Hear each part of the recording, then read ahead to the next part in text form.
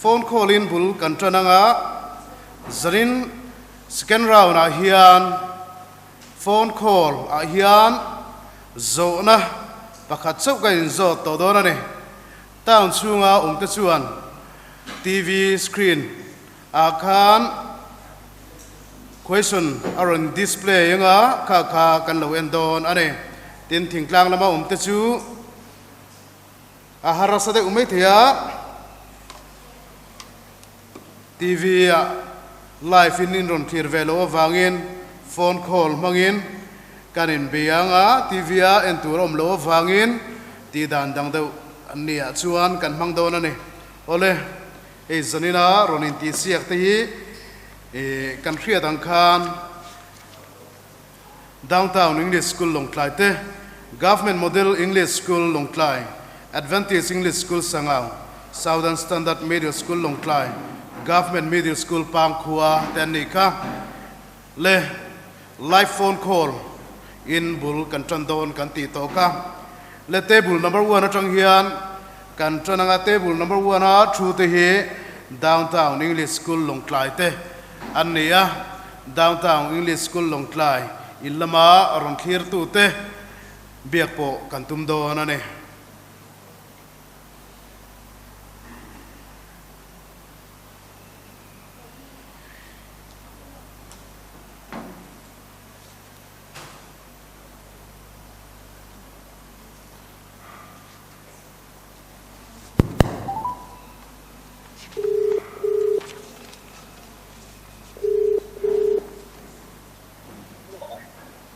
Hello.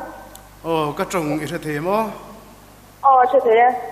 intermediate school quiz competition ở trong anh à không ai in mình ăn sấy thật chứ Miss Dini. Miss Dini TV ilo thi rem Hey, cần phiêu thuốc mấy? em in tâm em Các con về thôi. in sáng sạc tụi em rồi na Đôi nào. zanin a hian zo na pakhat chia kan zo don chia chuan chana second som thung chugin chana mi lo pedonia in ring em Ring em. in zo na chu hei hi ani nam angin kan ding chuak le theyang em ti hi theye tiringota chang lovin engtin nge kan chan ngam apoimo ti bi lal nun zom puyan ati kha ihun a in trane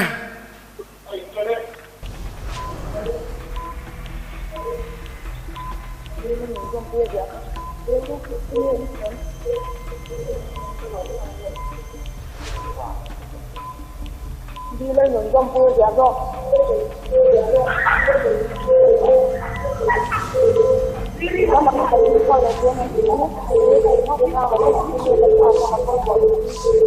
chana pero le huna top don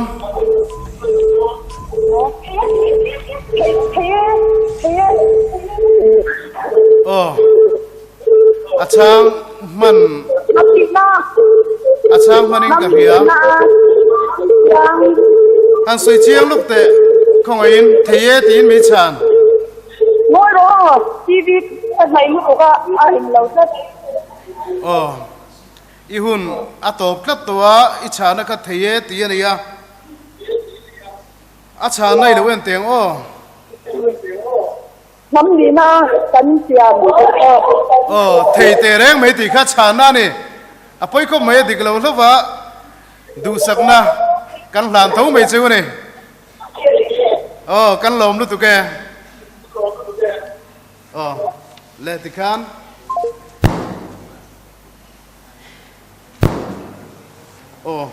government model English school Longklai te kha khongin participant te kha loading chuak leula government model English school Longklai te kha TV in an chuan zona kan zo don chuwa phone kan ron phone call moin zona kan ron zo don chuwa loin ring ta ula thome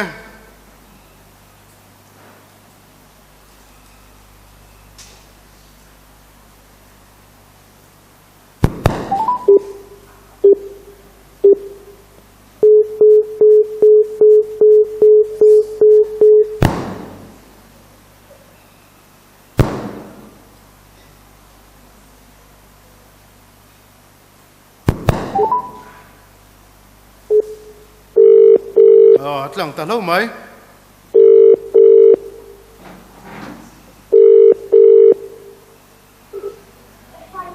Hello. Government Model English School Long Klai zirtir tu ten yem o Ni e.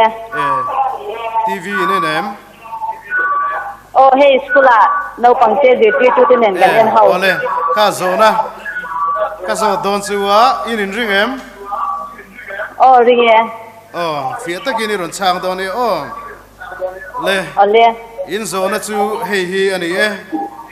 nam anga ding chuak le tura poimo ber bi vanlal nun zom puyan asoi kha enge ni le i hu na intane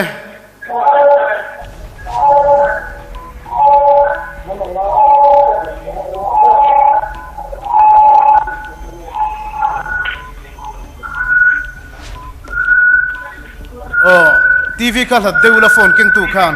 khong in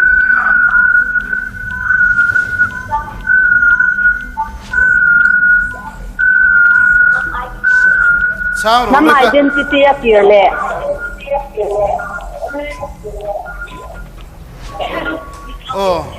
ni na enti moi ti chana kha khong in Nam identity a clear le. nam identity a chian le Clear le. kirle ti khai chana ni tro le adik nei le wen chin teng TV ka hlat deula khong in acha na kha ni na identity a chian na ti ni a icha na kha identity a kirle ti ni changa khalai kha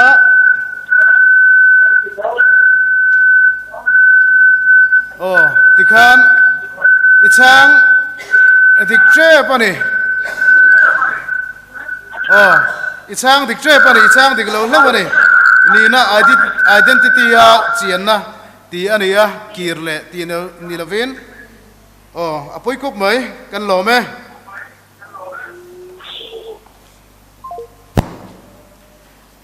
le ti khan Adventist English School sangaute khoin participant te ka loading chuak vele ula live phone call hi kan du luka chana heta kan ron tar lan ang chat chata chang tur khan loin bu seita ula athome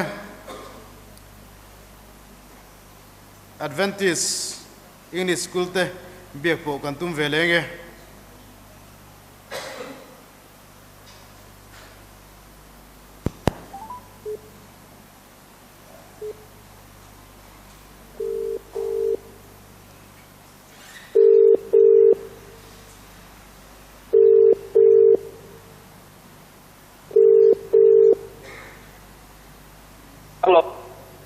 các trong sẽ thế mô cái gì Adventist English School sang out tên niệm mô gì hết ta Intermediate School Quiz Competition ở trong anh em cái trong cái mình trong rừng đâu thấy mô anh tin mỗi tỷ cái mình trong rừng đâu thấy mô cái trong cái đó thấy miết đâu không ai nên xây nó lệ tệ cái mình trong rừng đâu thấy mô trong khác ring the win kalau trong ngi thì kan phone microphone kamma kada zona ka so don chuwa ti chuan chana mi pek the nge gam be se ne le zona pakhat chi zanina chuan kanin zo dona zona pakhat chan chung hi sekon somthum chung ani dona ne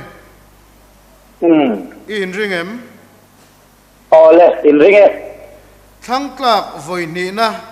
Chin Hills atanga thang tlapol huai tu te kha tu te ge ani thang klak voi ni na Chin Hills atanga thang tla pol huai tu te kha tu te ge ani le i hun ai chane phun non tang chan phun non tang chan ti ni hun nom tlang chan tika ichana ani tro ole tikan phone kha lo la da lo la adikna kan endona ni ole le achana chu hei hi ani phun hnom tlang chan boy lom tin the zabiak farm chun tiania pathum lai tu tenge tiani wang khan pakhat chi ai chang tika khalai ka chu kan just the khanin point pek da tur ka chu an lo thiam tur angai la a thome ole kan lom lu tu ke hun lu tak min pe a ole ole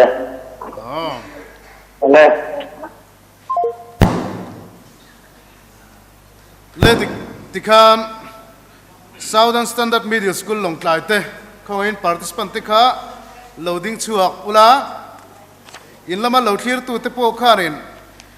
a phone king tu kha TV hladdewa taila a thome le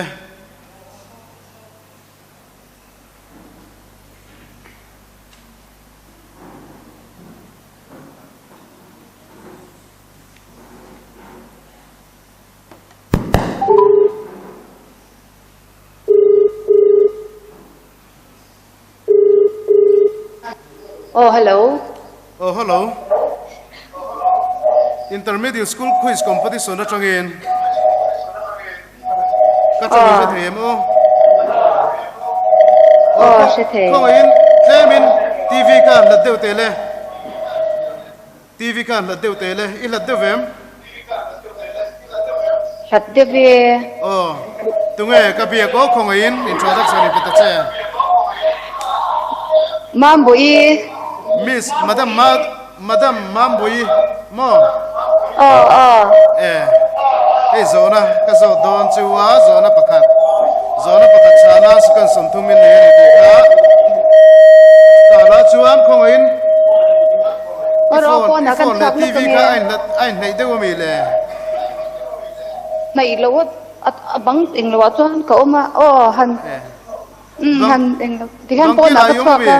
TV mutayem muthei lo po na ko dai in chunga khan lut la tlema hladdewa TV screen a khani zona ro in ziak dona TV lang thei ko chuan kha ri kha tam lu to ka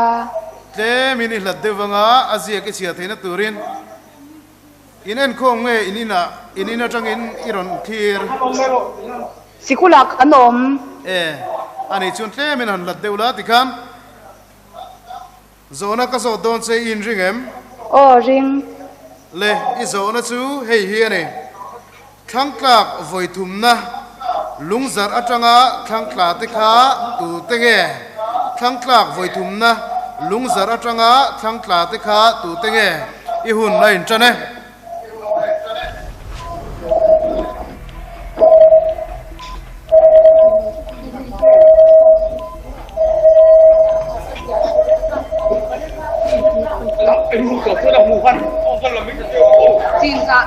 Chin ra. Oh, hello. ka tha thei Chin ra ti kain kheng chan lot. chinza kheng lot ti kain chan na ani tiro Le khwa fo. le khua fo tu tenge ti ani wang khan pakhat chau khan ni lova chinza pakhat chau. kheng lot khua fo ti kha ichana ni tiro le adikna inen teng chinza kheng lot khua fo khan tel lova nichina Adventist English School chana ang deu thau kania in chang dika point pek dan tura ro chu kan just thu ni ro se le kuti beng tiang le kan lom lu tu ke Ole. Ke ni to kan lo me. ole Government Middle School pang khua te khongoin loading chuak ve leula pang kholom pang hi phone tlang kan tum lenge The person you are calling is currently busy. Please call again later. आप जिस व्यक्ति से संपर्क करना चाहते हैं na phone tlang thei talo ve pang kolom pang kha Airtel lo so kha number nei kanom chuan You have lo dial taula speaking to someone else. You can wait or call again later. आपने number जिसे- pakhat chia pe kanisia number dang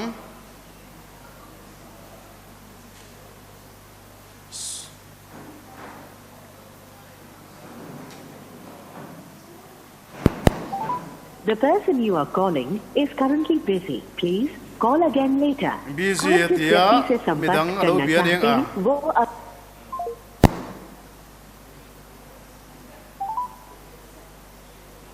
The person you have called is speaking to someone else. You a number kan hi midanga betlat maya TV an in vete si lawa khir tu te khan khong in thra thiam rang frami la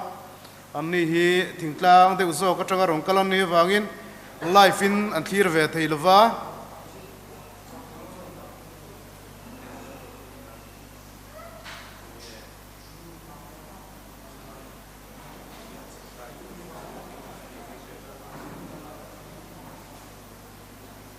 kanam dai lenge nga ya hian o atlang ta lobe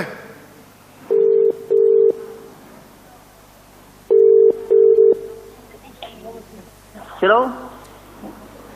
hello ka tong hi them Ồ thế. government middle school pang khua Oh, zirte tu yeah. ani tro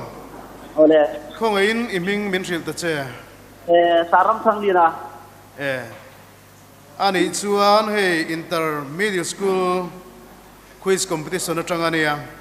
Ồ. e zona pakhat zani na hian scan round a hian zona pakhat line phone call magin zona pakhat kan ron zot don chea Ồ. i chan dik nge po kan be se ni Ừ. le in ring em Ồ anh gì kìa. in zona chu hei hi ani thlang tlak voi thumna khua fo atanga thlang tla te kha tu te nge thlang tlak voi thumna khua fo atanga thlang tla te kha tu te nge i hun a in chane Nhà lưu phạm trên mỗi chương trình sống Thế em. tra thei lo khoi in Có cắt một sáng phần liền luôn. chang thale te Nhà lưu phạm trên mỗi chương trình sống nia lum fam chun zin hlong Mỗi chương mual chin ti zong chu mi Nhà lưu phạm trên mỗi chương trình sống nia lum fam chun mua chin zin hlong ti zong chu in chan na ni tro ole kan lom lu tu ke ma ro chu i phone ka lo la da lo la adik le adik lo kan lo la ril don chini o le adik na in tiang an chang di ka ni nia lum fam chun mua chin zin hlong le in thiam lu tu ke kan lom lu tu ke Ăn lộn nữa tụi kìa. ole tun chu ma hian pang khu te ain bua seina a tha ti riata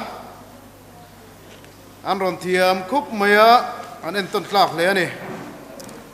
letikan live phone call kan zawa rapid fire round kan ti don ani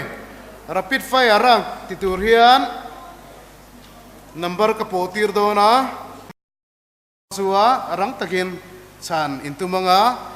minute khat chungin question som ka zo man theina tur chuin in ngei tu rei lu tuk lem lo la mo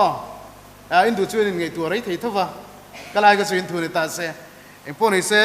question som chang dik vek turin du sarna ka hlan chu ne le in ring em le in zo na chu hei hi ni ye kan pi pu te chinuin velia an ko sak lain India le Burma a pio lalram kheng sum do na kalkong ron hong tu kha englal nge nan cholal diglo na cholal dik Hollywood thi tu te en kol ber nge ani pas USA juda makta du ruk chuang te khan eng an ni na ange an chian em nam rom diglo eng sarkar nge Israel ngai pui mo lo thei lo ka pas eng hinge kom ti na lam ni lawa chu taka man thiam ti kok jok chu pas pas khovel in do pui pani na zoa ra thei pun tual tual na le kho sakhar sat na ram kha engram nge Japan, dik India dan pui article som pangana bungli na le somni pakuana kha englam dan nge Zirna, zirna dik India dan pui article somni pathum na kha englam dan nge Pas, pas oh zona pariat ka zot mana pani anchang pathung anchang dika anchan dik te chu kan pi pu te chinuin velia an ko saklaya India le Burma apio lal sirna ven himna dan kha anchang dika pariat na kha India dan pui article somni pathum na khan englam dan nge tikha somni pathum na kha englam dan nge tikha anchang diklowa salanga in sorna ven himna tikha chana dikane le tikha zona pariat kan in zot mana pathum anchang dikane pathum anchang dikane ole alom me thuro le le tikhan pang khua table number 5 te khoi loading chuak vele taula le nangni po kha halo an ti chin te le kal thaim ka riat fiat theina turin microphone a kan an chong te le Hello.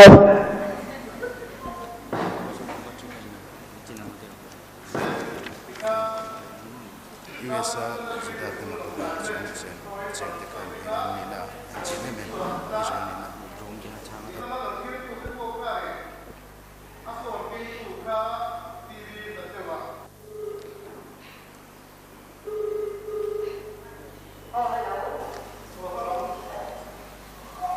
le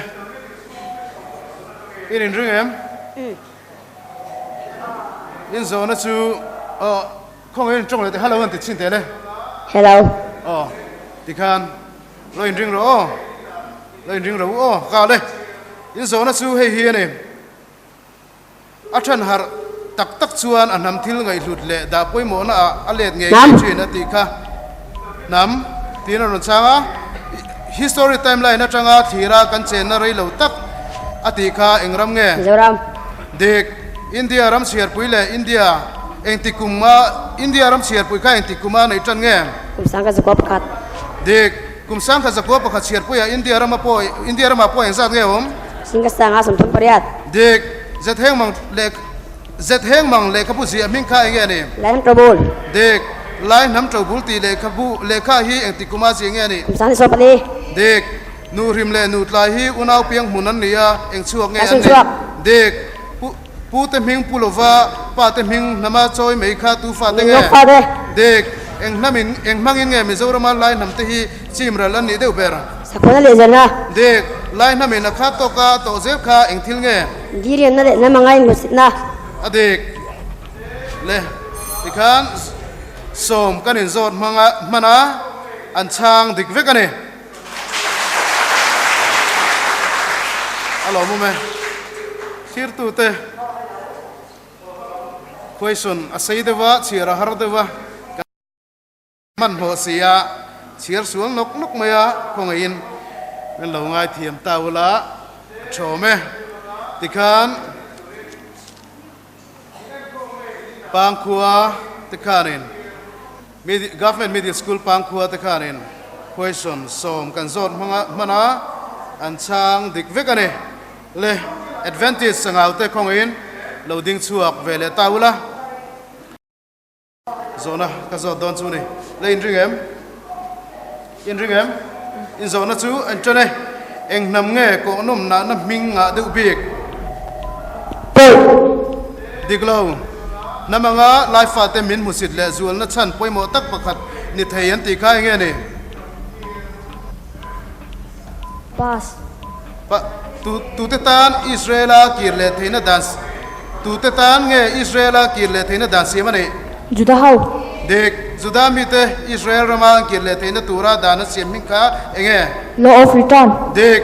Yemen rama juda te kha engin nge Israel rama phur khenan ne Tho thế na. dek ke jong ka thang mi zo wang nge ti hi tu la sak pakhat nge Da du i. dek Israel nampa Abraham kha pathian en khoiram nge pe ka tiam pass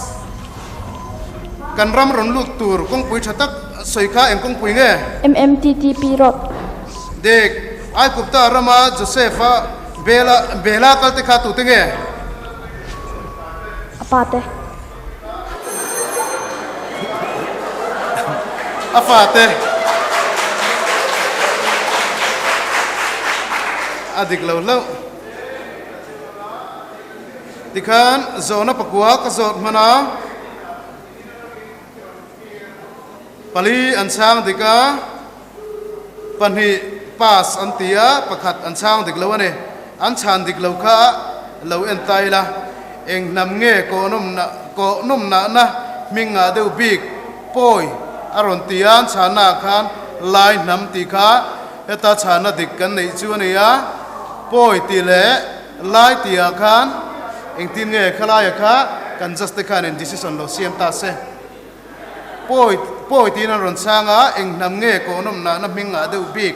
tia khan poi tin ron changa heta dikna kan nei ya chuan lai nam ti ania khala ya khan decision kha kan just khan en lo siam se nakira ma kan ron tar lang le don thawane le an pa sa khan namanga life ate min musit le zual na chan poimo tak pakhat ni thei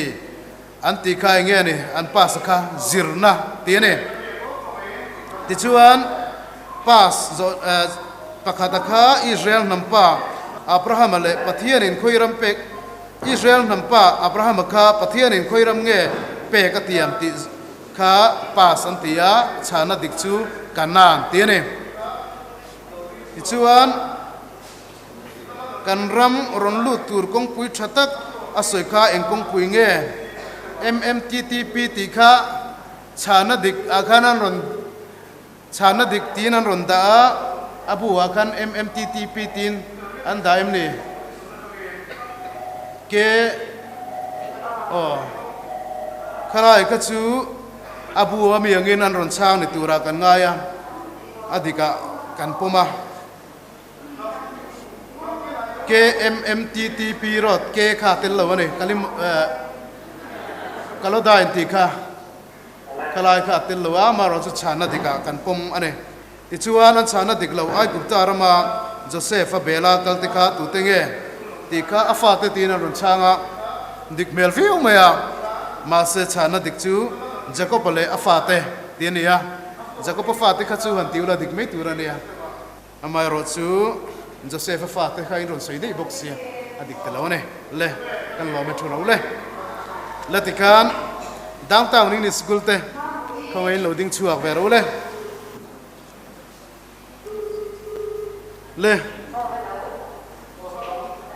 Lemin hanin thing har de ula thurei to sia rang takin ka zok don chuan sana dik min pek nge ka be se nei le in zona chu hei hi ani eng nama nge nam dang ne na in nei pol dan thar khap ani Israel diklo eng tikuma nge Asuria in Israel ane dik anin nei polta ka fanga zirmi ten nam sombo wanti kha tu tenge Samarimite dik tu US president hun lai tangin nge Zudami US foreign minister anni tan President Nixon dik US hian Zudami Dr. Zirchu kumtin engzat person nge 30% dik US kumtin ukil than chua zanga zinga Zudami engzat nge Zasom ni panga dik nam ni na ting tu hi nge ne pass Zuda maktadu ai ruk omnak kha khoiram nge pass tu hun lai tangin nge US Zuda te anro pui Robert Ross diklo US Democratic Party chairman Zuda Ming kha enge ne Robert Ross dik tikhan question som kan zot mana chana dik an pek thei hi parok ane le lo thu la khongain lo thu hadamula tikhan in chana kan han en lenge eng nama nge nam dang ne na in nei pol khắp thar le ni ti kha Israel tin an changa Juda te ti kha chana dikane kalai kha an chang diklowa engtikuma an dikha khachu kan soilang lowanga an pa sakha namni na tinge tu hi enge ni ti kha ram len ti kha chana dikane Juda maktadu ai ruk omna kha khoiram nge ti kha an pa sa USA ti kha chana dikane tu hun lai atangin nge US a Juda ten ro pui ti kha President Nixon ti kha chana dikane le ti khan paruk an chang dikane kan jat stemak pek này này mì lem alo mày atop na ber SSMS te loading chuak veru le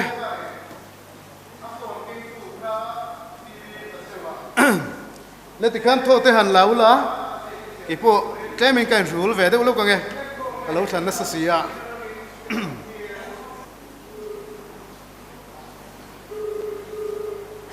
hello han te te le kalem Hello. claiming của hiểm de ro le han hello chale te le Hello. ti kan in zona zo turin in ring ro le in zona chu he he ne Mizorama missionary lo lut ma saber kha tu tenge Arthur Carson le Laura Carson. adiglo engtikum ange Mizorama missionary lo lu Kum sang kha zara sam ka pukwa. diglo Mizau aobi lo siam tu te kha tu tenge Sa pupa le kubanga. dik ramle nam maso na ta na poi mo tak kha enge ne Nam identity a kirle. diglo lairama zirti tu ma saber ma sa te kha eng nam nge Pass. lai fa te zirna sanga kaltir do anin khoi hmuna nge kaltiran ngai thren Pass. thule la manga chim ral te kha eng nam nge Pass. lai nam te hian eng kan transan mek chuan nge doi o kan chua le mai thin Pass. Mizoram lai fa te hi eng chong tel lo nge kan Christian thailo Lai trong. British ho chua nu le tun theng hian lai kan ni na hi khoi hmuna nge kan zep thin ani lom ni ti ani Pass. le ni china in chan na kha ka chiang lo wa khongain Mizoram lai fa te hi eng chong tel lo nge kan Christian thailo ti kha han sang thale lok de Lai trong. lai trong adik lo ne le question som ka zot mana pakhat chia an chang de ka ne mi puiten chana dik kan ria du tang khir tu ten chana dik kan ria du ta kin Mizorama missionary lo lut masa te kha tu tenge pu buang le sa pu pa an chana kha Carson te nu pa kha an changa ha kharam ani kha kha chu eng tik kuma nge Mizorama missionary an lo lu sang kha zaria somkwa pali sang kha zakwa somkwa pali akan centenary po kan man to ka in piang man lo ni nga nang ni chu tro om tho mai chelawani point Mizau a obi lo siam tu te kha in chang dika pu buang le sa pu pa ram le na maso na ta na poi mo tak kha enge ni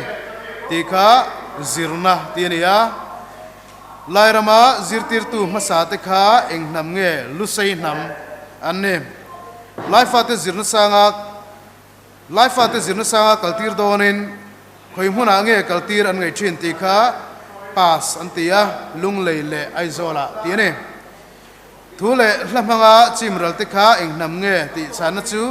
lai nam te hian eng kan transan meu chuan nge doi o kan chu le mai thin ti chana chu pathian thu ti ne ya tin Mizoram lai fa te hi eng tong tel lo vin nge kan Christian thailo ti chana chu Mizo trong ti ne British ho chua nu le tun thleng hian lai kan ni na hi khoi hmuna nge kan zep thin ani lom ni ti ani kha ti zona chu aizol ti chana ani le kha ti zong kha afia tha tho han laula le kan just ring em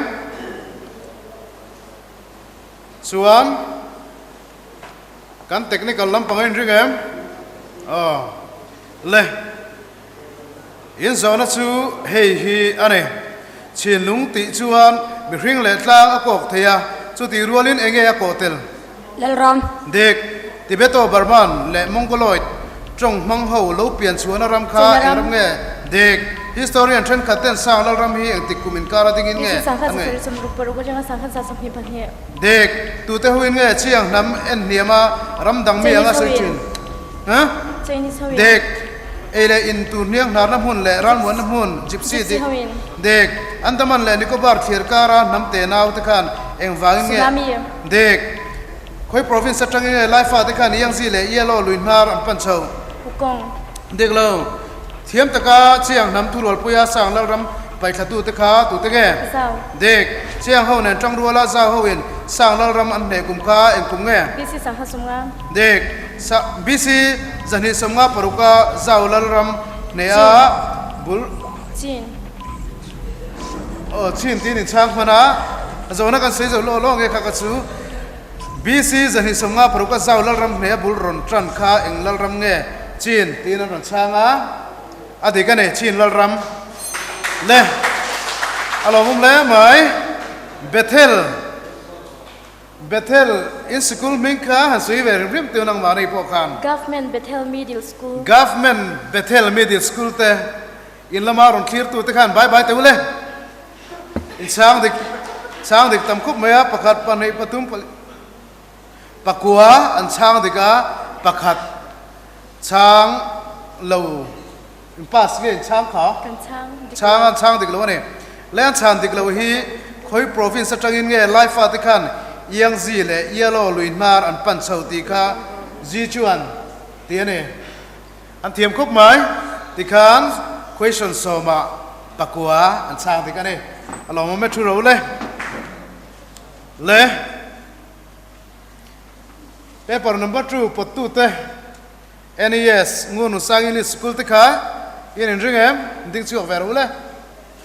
nang ni chu kan bye bye til to ro ma jin bye bye to wa oh le kan juste kan technique kan lampang te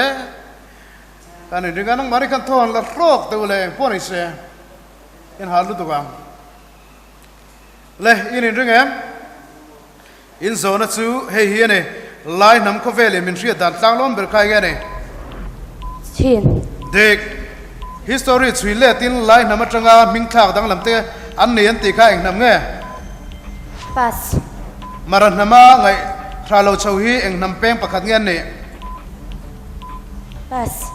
thalo chau nam hi keinin eng tin nge kan ti ve Bonchi. diklo tlai sun chuak unau piang mun an ti kha eng nam te nge Pas. chon khiao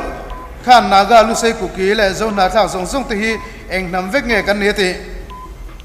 Pas. eng kan ngai tua awangin nge mizoram alai nam din mun hi ong rop viau eng kan ngai tha awang nge mizoram lai nam din mun hi ong rop viau Sakwana Rezina. diklo Hellenization tia kan riat lai lar dai dar in chun fin na local pui chim to tu tika tu te ge Pas. chen khaten kha kha chu ka chir mana kan chir zo lo lo nge chen khaten lai nam dir yam takin eng tin nge min lo ti thul kha chen khaten lai nam dir yam takin eng tin nge min lo ti thul kha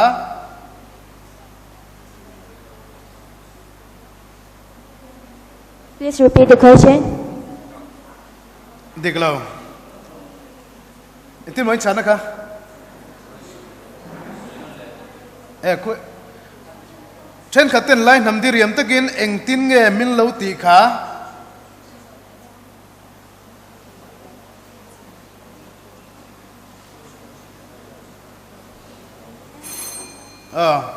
tai ma zo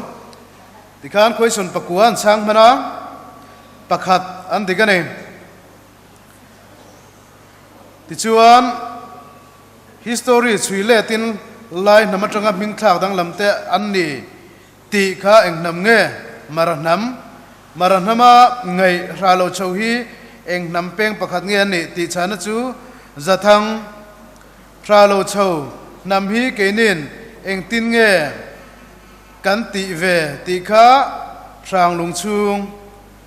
tlai sun chuak unau piang hun anti kha eng nam tenge ti chana chu no ro le no thlia nu hrim le nu tlai chon khiao kha naga lu sei ku ki le zo na thla zong zong te hi eng nam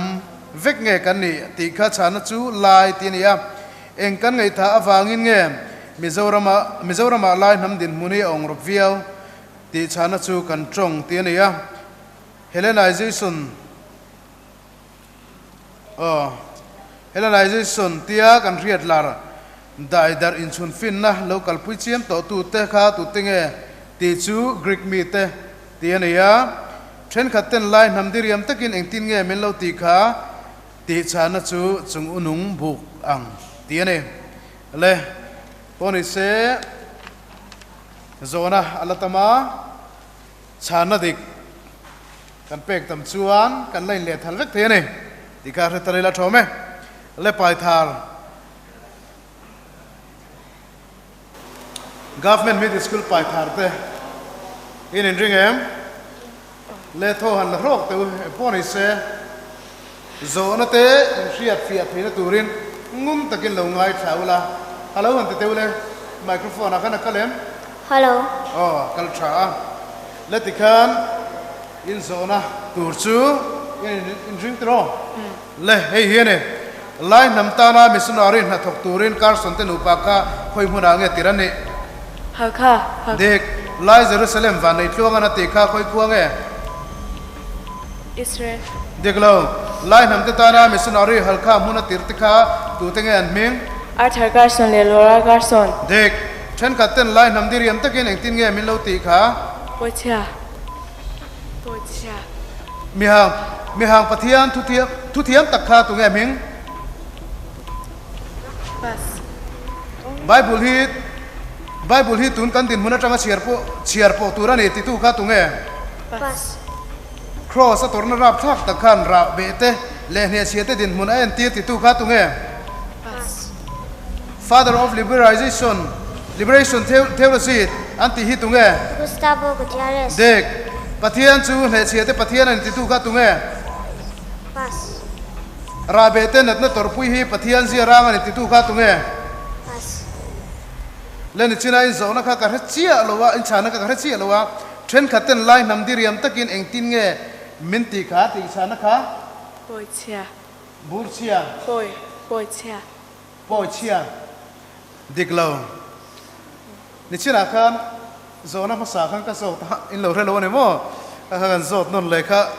ei zona hena lo non kha ne ya chung unung khai ang chung unung buk ang ti kha ne ya le ti khan pathung an chang de ka ne kan juste khan en lo kan juste ti ne thai dik nen ai nanga an chan dik lo hi kan soi le zuai nge lai Jerusalem van nei tlung na ti kha khoi khuang nge ti kha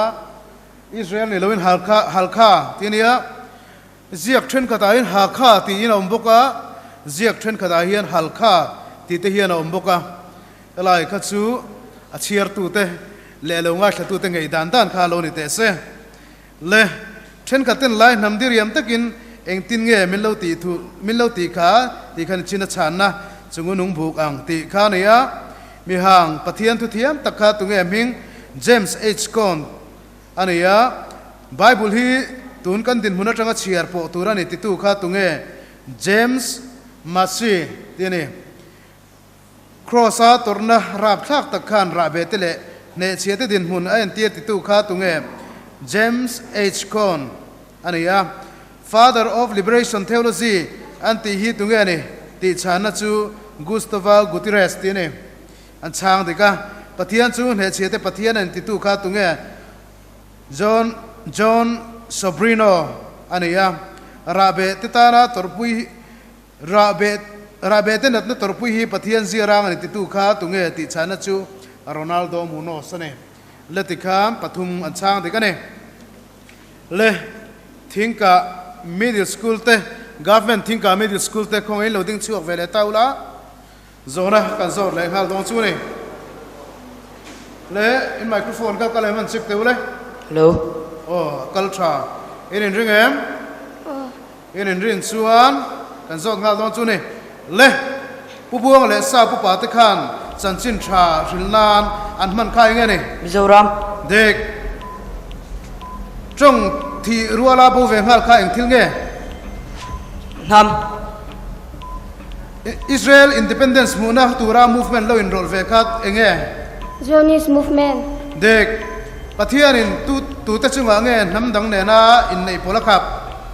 Judah. dek lo englo te nge chia pe thadu lo emo an thu oi du lo te dim na tel mi lo wa rem na pek thin kha Pass. mani ni na chiang em Israel nam ruai tu ru pui kha tu nge Mosia. dek nam phing zok le chak zok te kara kan nun ko chuwa ve thei na tur nget ta ka kan nei tur chu enge ne Kan nam ni na atian na. dek lo cultural identity ti chiang tu le ti nget tu chu enge Chong. dek mose engkol tu kha tu nge Jacobidi. dek ai kupta boya tang mek mose na ruai chu lom ta kha patling he reng zat nge Minwaru. dek len chuna in zona ka pek chu kha kan get fi lo in chan na kha oma trong thi ruala bo ve ngal kha eng thil nge ti kha eng ti nge chan Nam. mo Nam. nam tina changa culture ti kha chana ne ya adigin kan pum sak do nem culture adik lo ne le ti khan zona so man sang mana paruk an sang de ka ne le an dik lo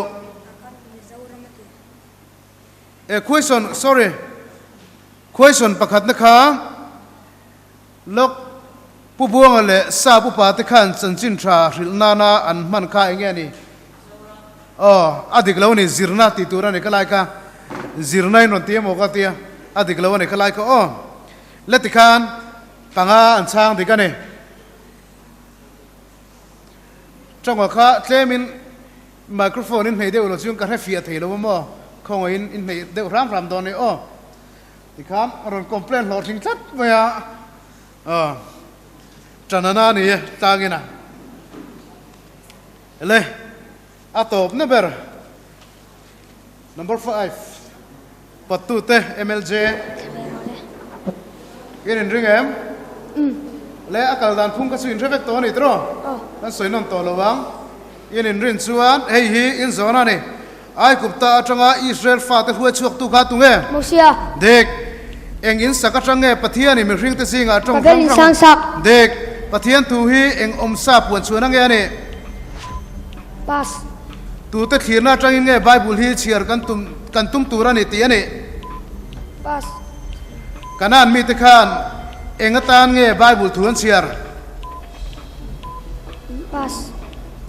ramdang ang lo taka lal thi sen kai ni lo than lal ten ro rel lal thu thleng an luat thin na khuwa chu Falam. dek Jerusalem siam thatna be pui thak tu te kha tu te Nehemia nge Lesra. dek cultural identity ti chiang tu le ting het tu chu enge Chong. dek van nuôi lir lon che wi tu fa pange Pass. new year ka mi house ton to 60% vel ki eng mi nge Judami. dek time up to chuan in chang zo man veka question somte le tikhan in chan na fia fai tha riat fia lo ka nei lova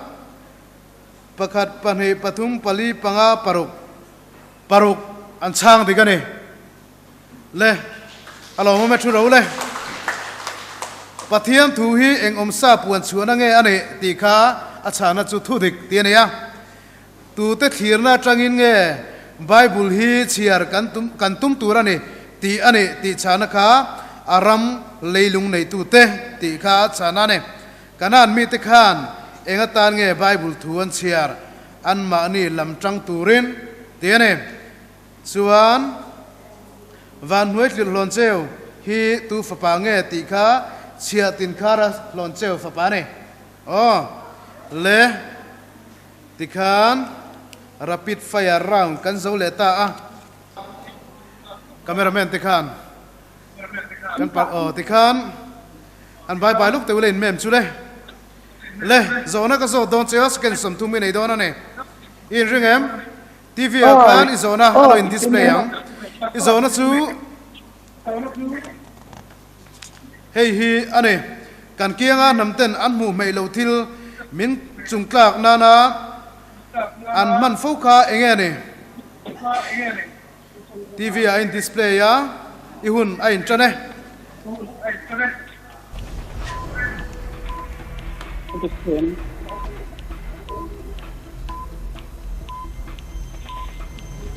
ihun in chane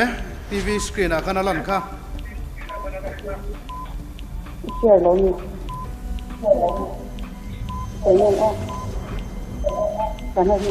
hun ini tam kan tran rol lo na hi ani kan tran rual lo na hi ani ti ni changa I chan na adi kem ilo en tiang kan in lung rual lo na ti ani ya tran rual lo na le lung rual lo na le abua in sia kangin adik na hi kan pom do na ni apoi kop mai adik lo lo ne ipo ni se kan lo me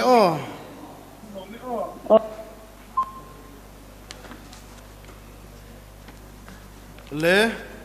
tikhan MLZ te kan zot le toa hello ka tong ngi the em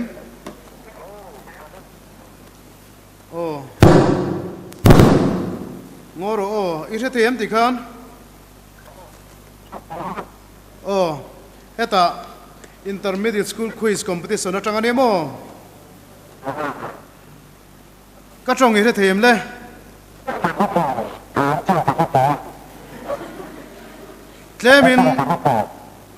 Clemin TV kan la deu tele TV la deu em ngoro kan rong ko thale lo kong cheo io achiang tlat lo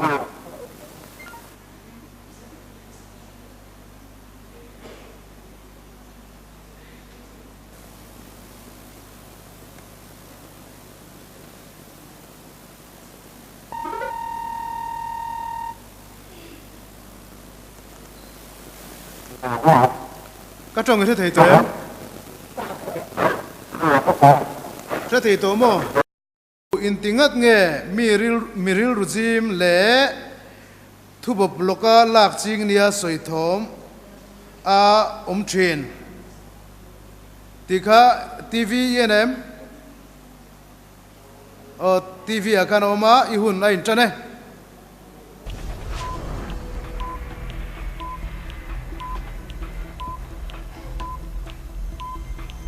hello chana live fate tin ichang tinami live itimo chiang takena soilok tele khong in ole chu chana kan pomang live fate tikha achana nia adikemin entiang lai in tingat tikha achana dikchune le kan lo me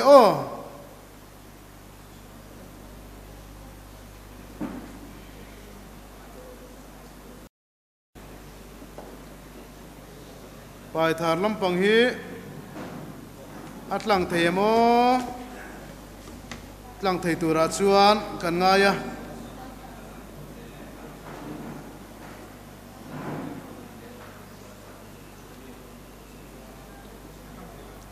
zanina hian Skynet hi anen theilo ning ka ria pai thar lampang hi dikemo keti zok anen theilo live in anen thei don si lo an ni po hi phone call kan bia ka ngai mail tlat maya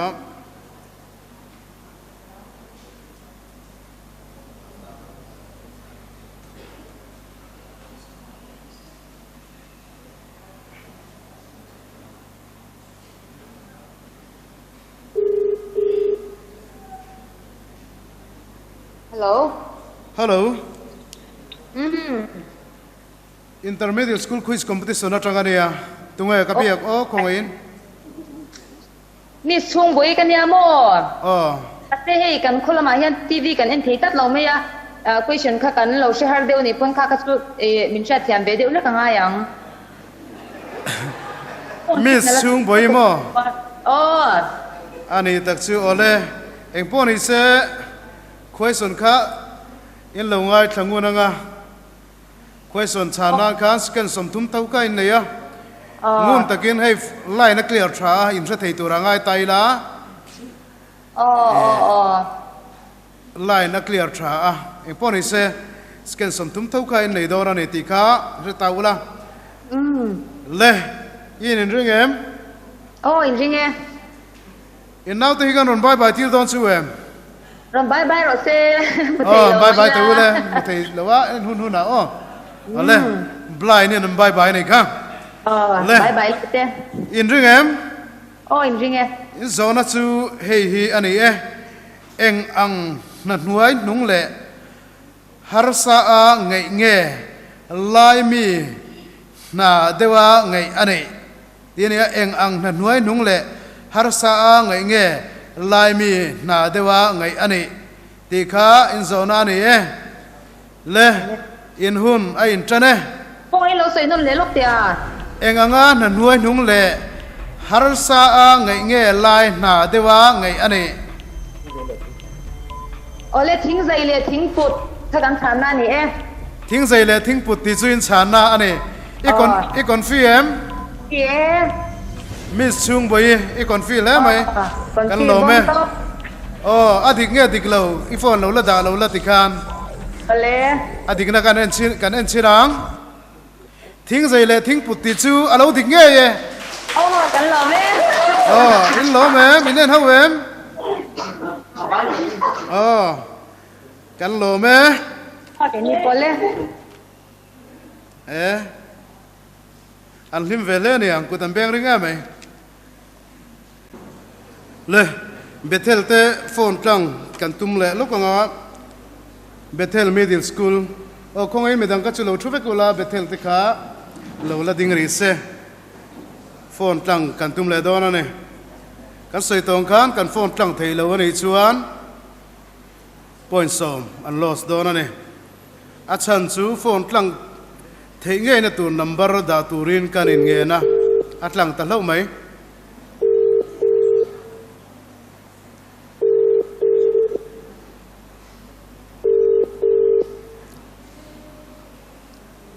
Hello.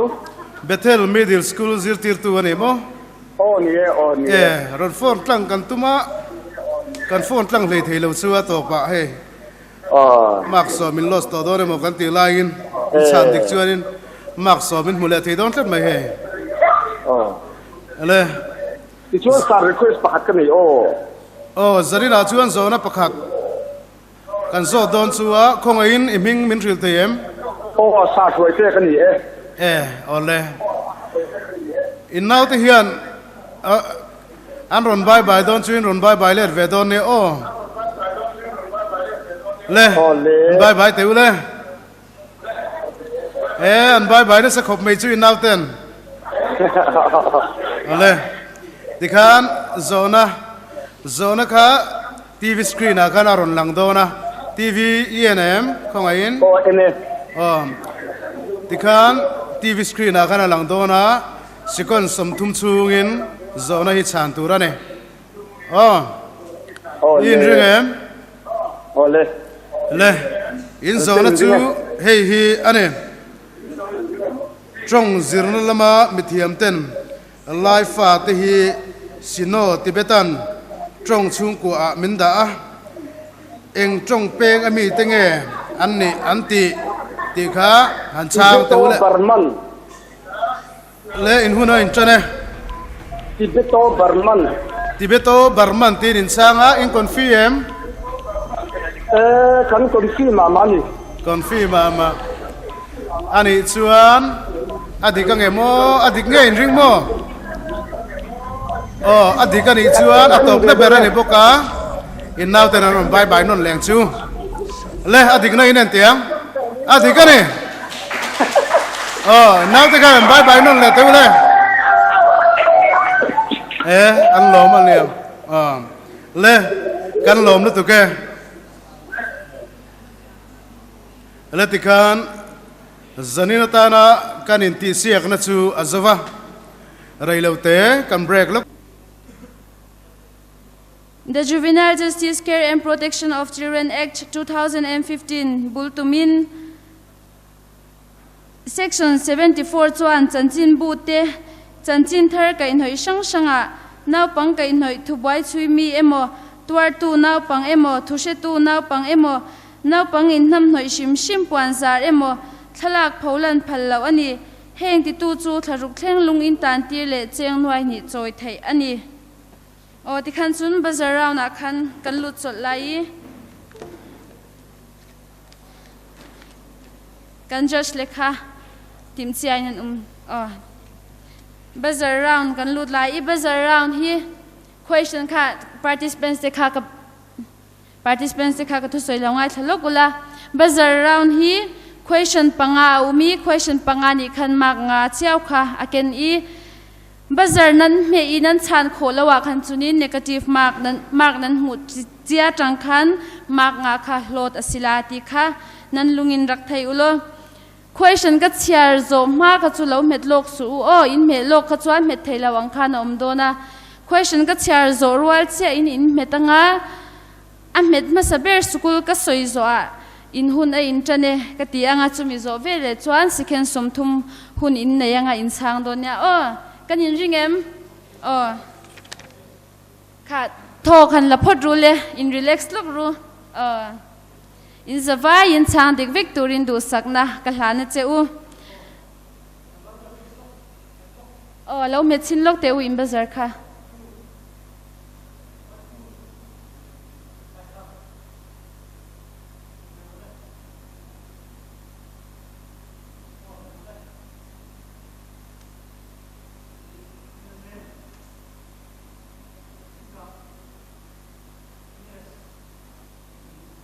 ole acha kan bazar kha acha ve ka tikhan ka soi ang khan question ka chiar zo acha in me donya nani ready mo nandi lakin du sakna kan pekna question pakhat nak tun ma chang to azir laiten kan lo zir thin tun na ya lai chong ani ti an sha chwa tak awanga mu tur om tamya lo kha enge ni Government Bethel Middle School te le in hun in chane lai chong upa idiom and phrase lai chong upa idiom and phrase antia in confirm an confirm ani adikem ilaw enang adik lo tlat me yavan uyom takem mizo chong upa ti zok tur kha ania uyom le me next atan dikto shimang in ringem in ring ru question pani na ka zot le don cheu hi nan behel na ka si tun ma a mizo hla thate na an man chin kha enge ni Government Bethel Middle School te le in hun in tane la thua lai chong man chatlawa in ngatani la thu alai chong an man thatlawa a in ngat ani antia adikem ilo enang lai chong ti ani a kha kan just te khanin heta chang chona diklau ti kha karon soi thei mai lawa kan just te kuta se tho khan le phot ru le hey question pathum chawom to boka in zam de wani in ka sha thanin relax lok ru le mi puilam kha khongain an chan di kha chuan kut lo bengila kan participants te ti phur kha kan kutain ngata amai ro chu anin ngai to lai kha chuan lo tong lo thung ila ti kha kanin ngen le ani le kanin ring ti ro question pathum na hei hi in zo na ani tun na ya lai chong du lo na lo thar deu awanga lai thusil mu tur a om to lo na kha enge ni ML Junior English School te le in hun a internet a question ka screen a khana om veka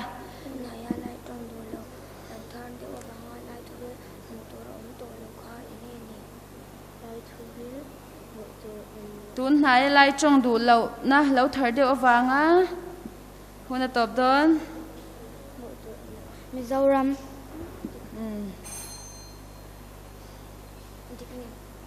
Mizoram antia adik lo tlat ani kha kha chu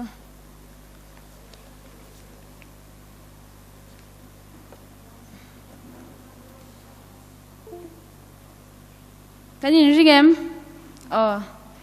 bazar kha lo met lok lo sham tur khan ka chale cheu ani nani ring ti question pali nak mahi hi nan zo nak asi lai ti hi enge a omzia Government Bethel Media School nan chan athok Sui khom tu antia adik ani tua chun tuzan second round chai question adong nak ding asile kan participants vialte hanan di lakin du sakna kan pek na nan dong te in chani ti mo ma hi cho nani ring mo hi nan behal nak asi sendus lai how chu nam tribe nilavin ram nation nizok om taktia soitu kha tunge kanin chu lam bok anyang mo pai thar government pai thar middle school te le in hun internet TH Lewin antia adikem ilaw enang adik ani kan lo me kan participants te tikhan loading chun zom ri ula khonga in zanina khan school som tu zana khan lai hol in kawan chim lai tu zana khan school som thani khan second round izwam nak an ngai kanin ring tiro question pakhat na hei hi in question ani zau leram tluk chiat khan tu te ho in nge leram kha rondin le Adventist English School sangaute in hun a intane Chin hau anti adik ani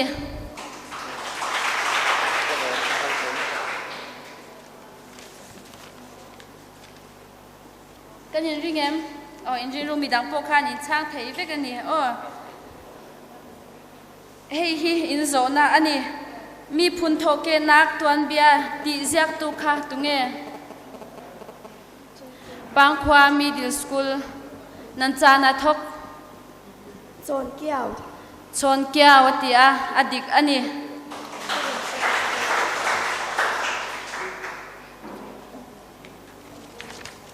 Downtown English School te Government Model English School te le Bethel Government Bethel te pokha in me intu manga in chang thai ve kani answer in sha ve kani kha ache rang kha ni meya question pathumna hei hi in zona ani lailal khokhat ayatam chunga rorel tu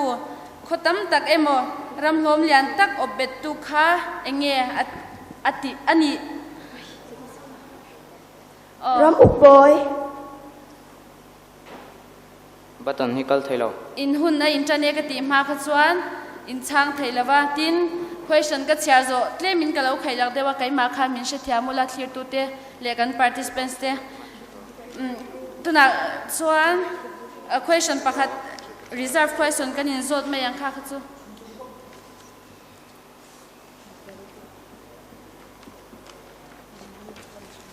question ka chhia zo in metanga school ka soizo khan chang tu tur school ka soizo khan in hun a internet ka ti cha khan in chang don ya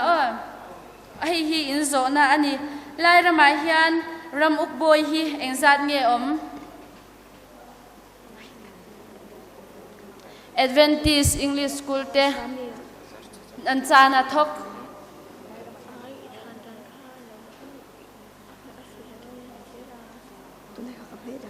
Valam ha khale than tlang Falam hal kha than tlang an ti a adik le nge dik lo enang o adik lo tlat mai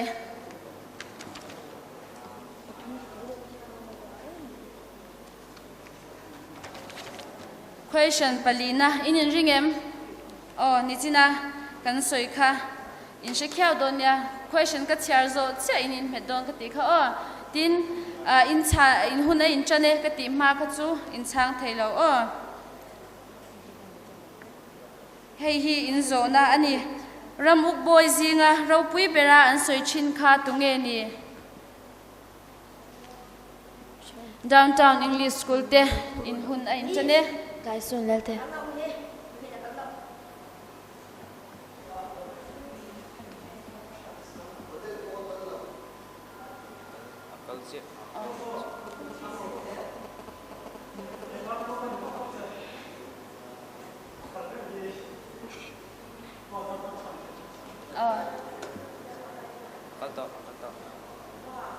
In chang ru le Dai sun. Lai sun an ti a adik mi lo enang adik ani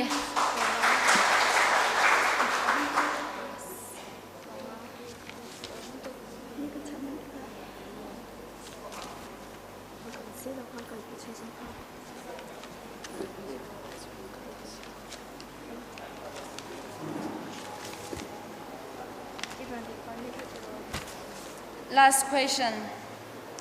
kan in ringem ram uk boy zinga ro pui bera an soi kha eng optunge ani anti kha Pangkhwa Middle School te in hun a in chane falam optu anti ani adikem mi lo enang adik ani ole kan participants te kan lo me Downtown English School Maksom Kwa le panga Adventist English School Sangau Maksom Kwa Government Southern Standard Middle School Maksom Ni Government Model English School Maksom Nga Government Middle School Pangkhwa Makza Somli Government Bethel English School Makza Somthum panga Government Middle School Paithar Maksom Sari panga ML Junior English School Maksom Sari panga Government Middle School Thingka Maksom Kwa Ngunun Sangi English School Maksom Thum Khakha kan mak mudana si Thai Jinsan final round ni Aizwam Dingmi School panga chu Government Middle School Pangkhwa Government Bethel English School Government Bethel Middle School Longtlai Downtown English School Adventist English School Sangau Government Middle School Thingka Khanhani Khan final round Izwam nak an ngai lai anma changkhanin tukan beng hala Khanha school pangani khan Izwam nak an ngai lai chun top 3 kan team tika pakhatna ni khan laksong kha cheng sing thum asilai pani nak ni cheng sing ni pathum nak ni khan sing khat asilai chun consolation prize Thai jingi school ti tha zwal pangasina khan pek asilai ti kha asi Thai jing Aizwam Dingmi na pangalaki pakhat nak pani nak pathum nak asilau mi school pani ni khan consolation prize an chaulai chun ati tha zwal school pathum kan thim mi na hi nan min kha tha te in rangai ulon school min kha Thai jinga school uniform he hi ka hin rat than ding asilai Government Model English School Government Middle School Paithar ML Junior English School Khanha School Pathum kha consolation prize lading nan sile Thai jinga khan school uniform kimte he khan hikam huna suimilam pasaria khan nan rakra chan lai ti kha kanin theiter na